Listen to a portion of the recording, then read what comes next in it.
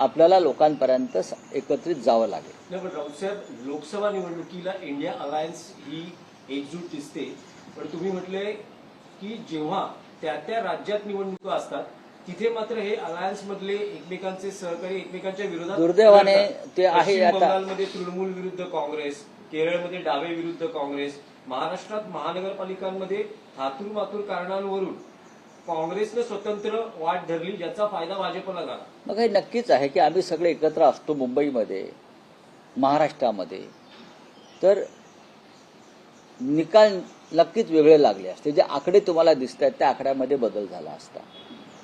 काँग्रेसची कामगिरी वाईट आहे का? अजिबात नाही महापालिकेमध्ये, पण एकत्र असतो तर महापालिकेमध्ये भारतीय जनता पक्ष तुम्हाला सत्तेवर आलेला दिसला नसता. हे आमचं कायम मत आहे.